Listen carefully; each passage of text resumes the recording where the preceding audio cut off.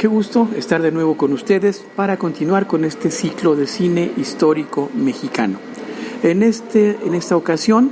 con una película referida a la época de la colonia, el afianzamiento de la colonia en el siglo XVI y el momento relevante justamente de la independencia de México en el siglo XIX, a principios del siglo XIX, en el año de 1810. La película que veremos hoy es La Virgen que forjó una patria, realizada en el año de 1942, bajo la dirección de Julio Bracho, quien también escribió el guión en colaboración con René Capistrán Garza. Cuenta con la música de Miguel Bernal Jiménez y la fotografía del notable fotógrafo mexicano Gabriel Figueroa. En el reparto está un actor ampliamente conocido en la época de los años 20 en Estados Unidos, en el cine silente norteamericano, Ramón Novarro, uno de estos actores mexicanos que emigraron a Hollywood y logró realmente hacer una carrera muy importante. En La Virgen que forjó una patria, por única vez, este actor de origen mexicano, Ramón Novarro, trabajaría para la cinematografía mexicana, interpretando el personaje emblemático de Juan Diego. Ahorita hablaremos justamente de él. La película cuenta con las actuaciones también de Domingo Soler, Gloria Marín, Julio Villarreal, Paco Fuentes, Octavio Martínez, Margarita Cortés, Roberto Cañedo y Ernesto Alonso, entre muchos otros. La película es un drama histórico religioso en el que se cuentan las historias que van dando origen a lo que conoceríamos hoy como México. Es decir, con la llegada de los españoles para lograr afianzar justamente el imperio español en nuestro país, los españoles recurrieron a la religión y justamente hay una leyenda muy arraigada entre los mexicanos de que la Virgen María se apareció en el Cerro del Tepeyac, aquí en lo que era la Ciudad de México, lo que sigue siendo la Ciudad de México, se le apareció a un indígena llamado Juan Diego. Gracias a esta aparición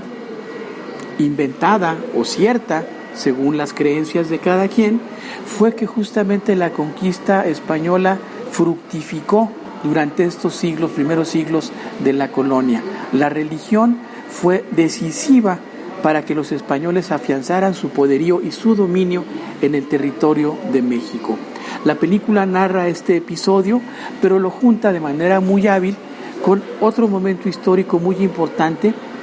que es a principios del siglo XIX, cuando un grupo de criollos, de españoles ya nacidos en México, en protesta porque no tienen la independencia, la autonomía suficiente para gobernarse como país, gestan lo que fue la llamada Guerra de Independencia en el año de 1810, y hubo una serie de reuniones, de juntar personajes de clandestinidad, justamente para tratar de luchar por esa independencia que ya se estaba dando en muchas otras colonias, en otros países, con el imperialismo francés, inglés y en este caso el español o el portugués. Estas revueltas darían origen a lo que es ahora el continente americano. En esta segunda parte de la película, justamente el movimiento independentista, como ocurrió en la realidad, es encabezado por un sacerdote, Miguel Hidalgo y Costilla, quien justamente para poder unificar esta revuelta, esta revolución, esta guerra de independencia, utiliza un estandarte donde está la Virgen de Guadalupe para lograr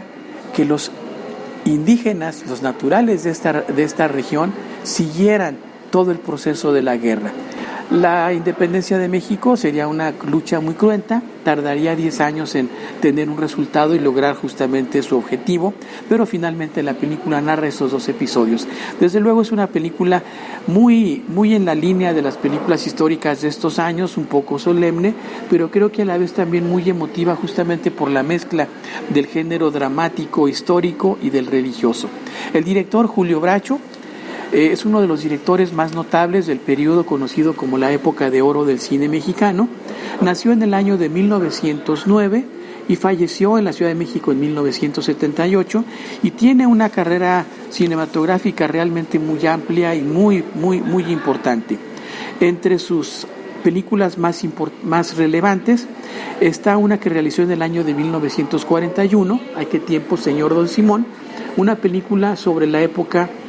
del Porfiriato, una comedia, después un melodrama basado en una novela española, Historia de un gran amor, la película que veremos el día de hoy, La Virgen que forjó una patria, realizada en 1942, y luego una de las que serían probablemente sus mejores películas, Distinto Amanecer, un melodrama urbano ubicado en la Ciudad de México, con hallazgos visuales y dramáticos realmente notables y con la presencia de actores como Pedro Armendáriz y Andrea Palma, para narrar una especie de un melodrama amoroso, pero también con una atmósfera de cine negro. Luego realiza un melodrama rural, la historia de amor entre un hombre mayor y una adolescente, en la película Rosenda, basada en la novela del escritor michoacano José Rubén Romero. Y en 1960 filma la que es seguramente su película más importante, no solo por el contenido, sino también porque fue una película prohibida a lo largo de 30 años, La Sombra del Caudillo, una película basada en la novela de Martín Luis Guzmán, que narra cómo al final de la Revolución viene todo un proceso de corrupción para gobernar nuestro país en el siglo XX, a partir de los años 30, y toda esa corrupción política es expuesta en esta película, de tal manera que la película duró 30 años prohibida y finalmente logró ver la luz en 1990, pero queda como la muestra